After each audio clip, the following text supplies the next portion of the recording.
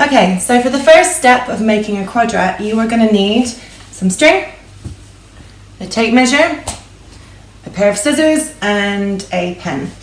Now, so I'm going to pull my tape measure out to 2 meters.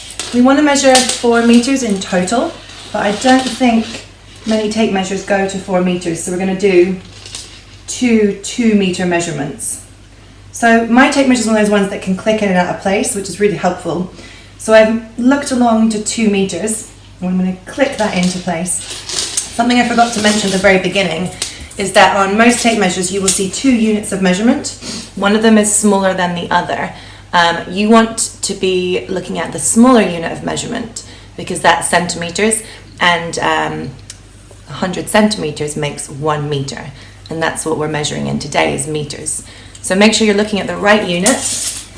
When you've definitely got the right unit and you've found 2 meters in your tape measure, you can stretch out. And I've clicked it into place.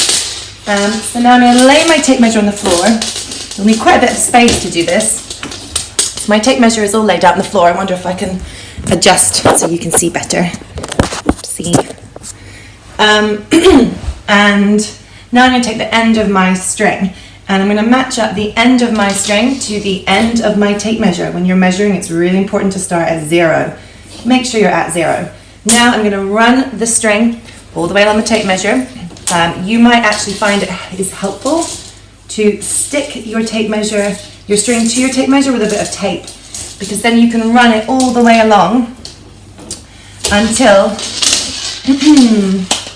you get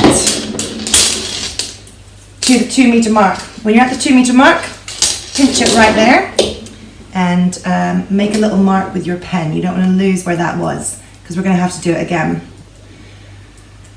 So now we're starting from here because we're going to start with 2 meters and we're going to add on another 2 meters to make 4 meters in total. So going back to the start, I'm running my string all the way along my tape measure, all the way along until I get to the 2 meter mark.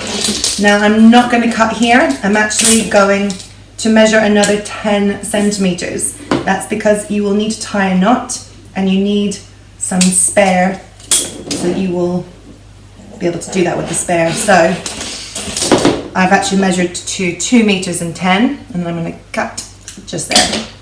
So now I have 4 meters of string.